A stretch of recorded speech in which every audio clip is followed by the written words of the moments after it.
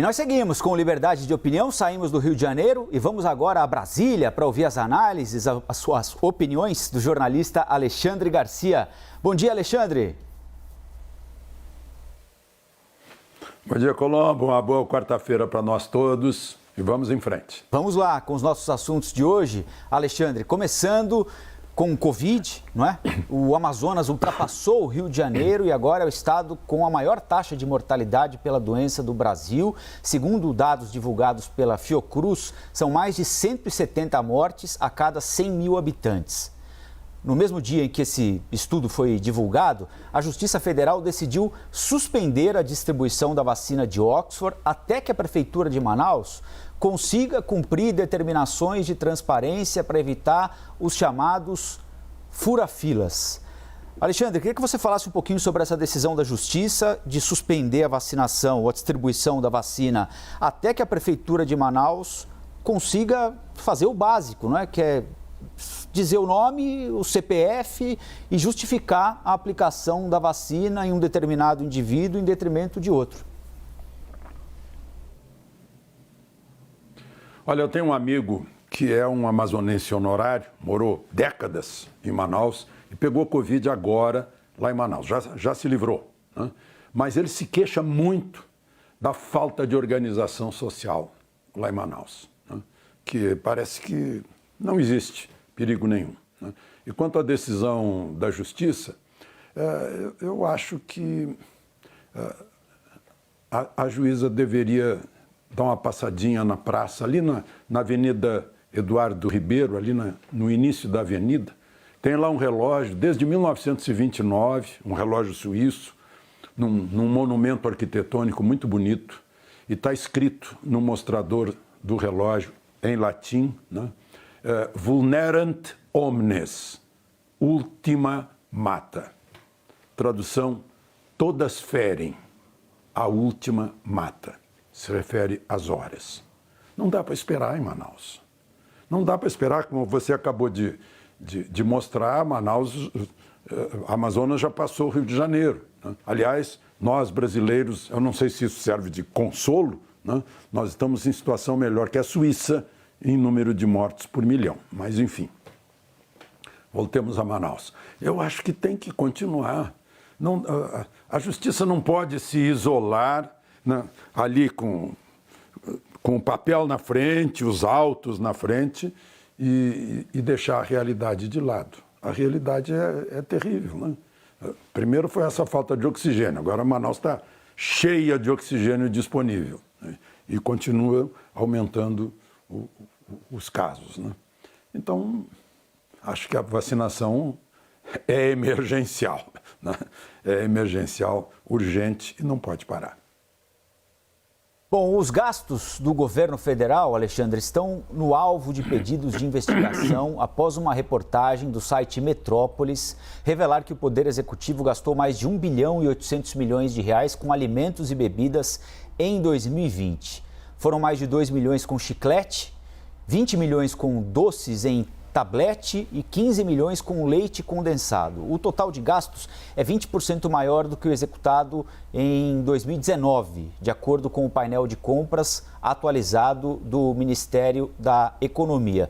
Isso gerou, Alexandre, ontem um alvoroço em redes sociais, não é? Com gente argumentando que o governo estava gastando demais em alimentos supérfluos. O governo disse que aquilo não é compra para o gabinete do presidente da República, mas para todo o Poder Executivo, inclui as Forças Armadas também, portanto, se justifica a quantidade para a aquisição desses alimentos. Como é que você avalia essa discussão toda que continua de pé, né? Eu tenho duas restrições, né? Uma porque que subiu 20% em relação ao ano anterior, se a inflação não foi isso, né? Reconheço que 55% da inflação veio de alimentos, né? Isso, tudo bem. Agora, chiclete é a minha outra restrição. Nada contra os produtores de sapoti, né, que dá a matéria-prima para a goma de mascar, mas 2 milhões e 200 com chiclete, eu fui ali no computador e fiz a conta, dá mais ou menos 10 milhões de tabletezinho de goma de mascar. Por quê? Né?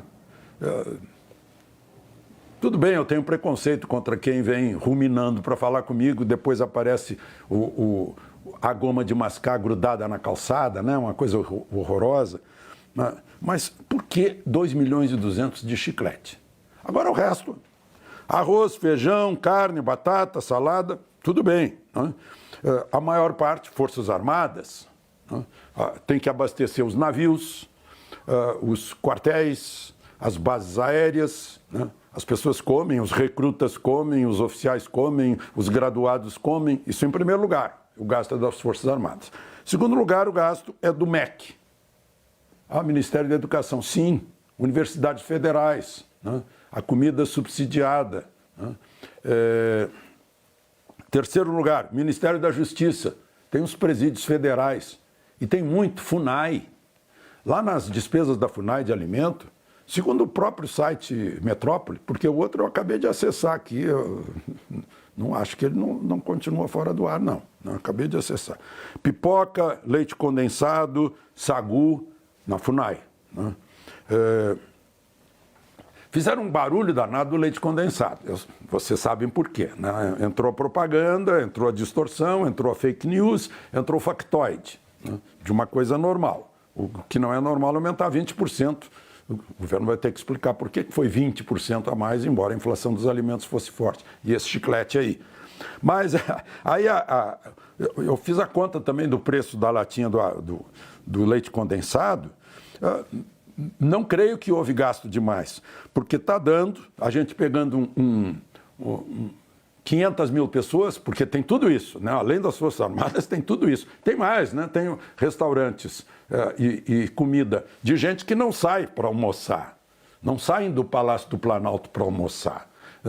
Os gabinetes não saem dos ministérios para almoçar, porque não tem tempo. Almoça no próprio gabinete. Né? Em geral, é uma comida bem frugal. Né? Quando não tem um convidado especial, alguma coisa assim, né? Para tratar de assuntos da pasta. Né? Então, deu 6 latas por ano per capita num universo de 500 mil pessoas. Eu estou botando 500 mil assim aleatoriamente, porque só de Forças Armadas, né, já dá 80% disso, mas tem tudo isso, tem presídio, tem restaurante universitário, tem esses outros restaurantes. Né? Então, eu não estou vendo nada de extraordinário. Nós vimos aí lagosta, tem mais lagosta lá no Supremo. Agora, em dezembro, se mostrou que lá no Superior Tribunal de Justiça, que são 33 juízes, 459 mil de leite condensado, chocolate em pó, gelatina, iogurte, doces, biscoitos. Né? Que deve ser os lanches ali do pessoal que fica trabalhando muitas vezes numa sessão que não para nunca. Então, foi muito barulho por nada, a não ser esses 20% de aumento. E o raio desse chiclete.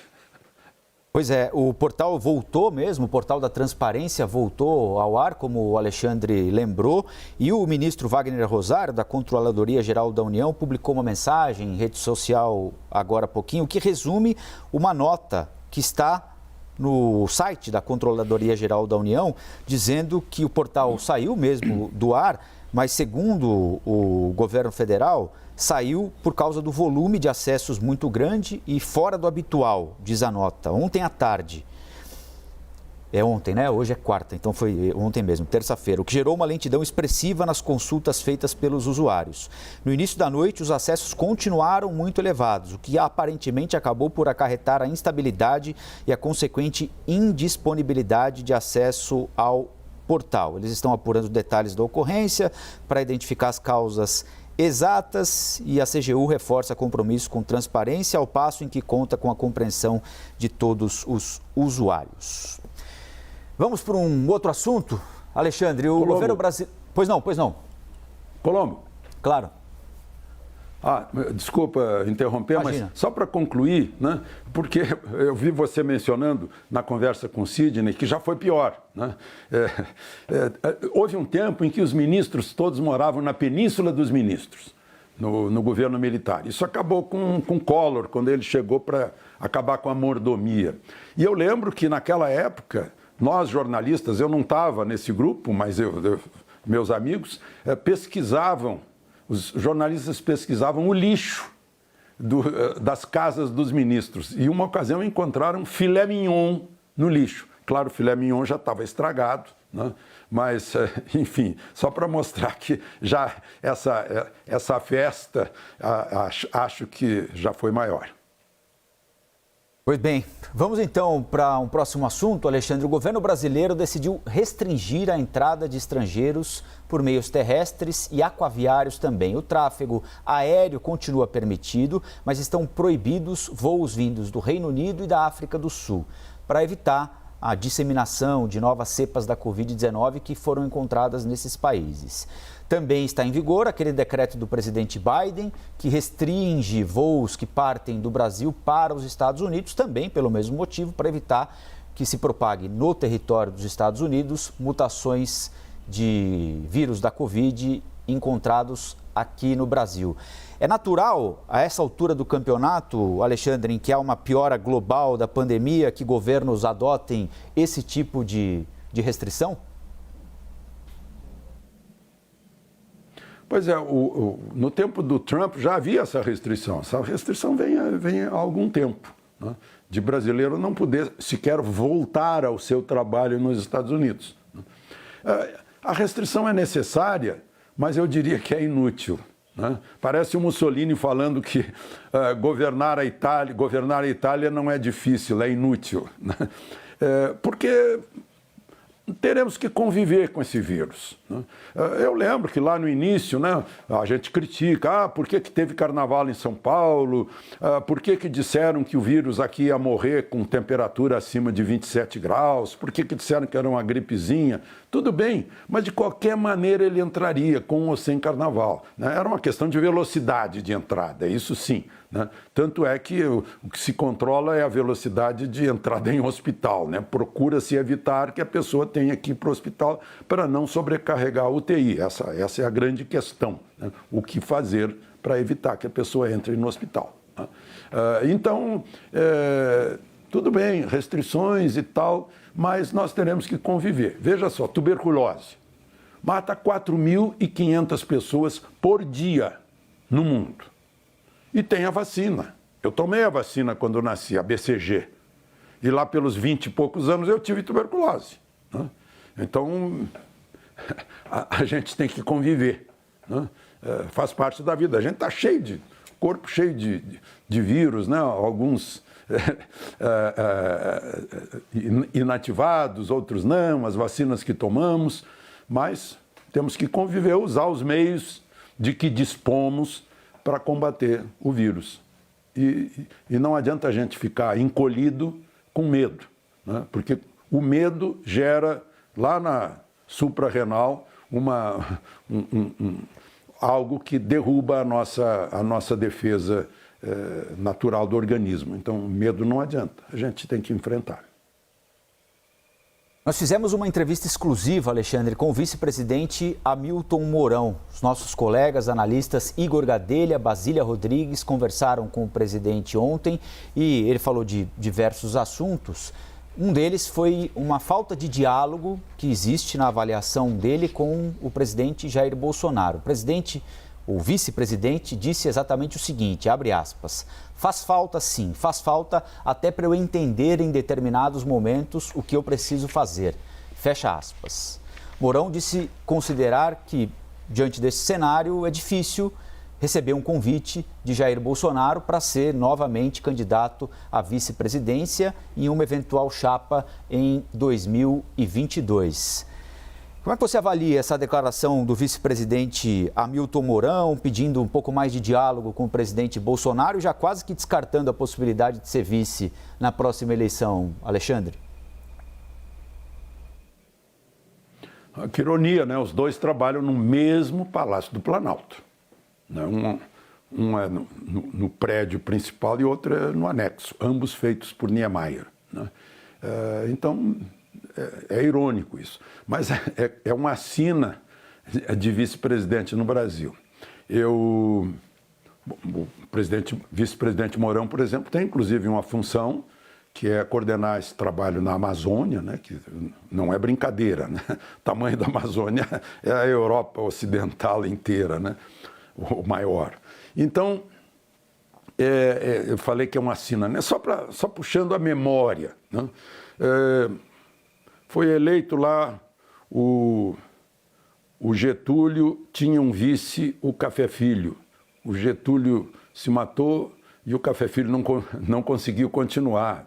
Teve problemas seríssimos de institucionalidade na época. Depois eu lembro que teve o Juscelino com o Jango, deu relativamente certo, coisa rara. Depois votava-se em chapas separadas, Jânio e Jango. Aí o Jânio renunciou sem avisar o Jango estava na China comunista e para assumir foi um horror, e depois acabou derrubado. No governo militar, quando Costa e Silva adoeceu, o Pedro Aleixo não conseguiu, era vice, mas não conseguiu assumir. Assumiu uma junta e depois veio o AI-5. O Geisel e o general Adalberto se deram bem. O Figueiredo, aí eu testemunhei de mais perto ainda, estava brigado com o Aureliano. O Sidney disse que o Aureliano produzia muito, o Aureliano ficava no palácio até 11 da noite tomando chá com Dona Vivi, com a mulher dele, e nós lá do lado de fora pensando que ele estava trabalhando, né, até altas horas, e o Figueiredo lá em Cleveland furioso com isso. Né? Então sempre tivemos problemas. Né? Um caso raro de êxito absoluto foi o Itamar Franco com o Collor. Na hora que Collor foi impedido, Itamar Franco assumiu e acabou com a inflação de 5.000% ao ano, com o plano real, que hoje deixou de ser plano para ser cotidiano. Né? Hoje a nossa inflação é abaixo de 5 por ano, era 5.000. Né? Foi lá no Itamar Franco que teve a coragem de aprovar esse plano real. Com Fernando Henrique e Marco Maciel foi o exemplo, foi o modelo. Né? O modelo de o vice está à sombra, mas sempre pronto para assumir. E como é que o vice está pronto para assumir? Né? No caso de viagem, no caso de um impedimento, de uma doença, algo assim. Conversando com o presidente, acompanhando, né? Pelo menos semanalmente, para ver qual é a música. Ele conhecendo a música, ele põe a letra. Né? Aí tivemos, depois disso, né, o mineiro o empresário mineiro, o maior empresário mineiro, que foi vice de Lula, ajudou a eleger Lula, a quebrar aquele... José Alencar, obrigado, Colombo, a quebrar aquele preconceito, José Alencar, mas morreu. Né? Depois tivemos Temer com Dilma, e aí até hoje Temer é acusado pelo PT de ter conspirado, etc. Sempre há um certo problema. O ideal seria que não houvesse problemas entre presidente e vice, para que uma eventual substituição transcorresse na maior normalidade. Alexandre, ótima quarta-feira, então. Nós voltamos a conversar amanhã no Liberdade de Opinião, combinado? Sem dúvida, combinado. Aproveitem o dia.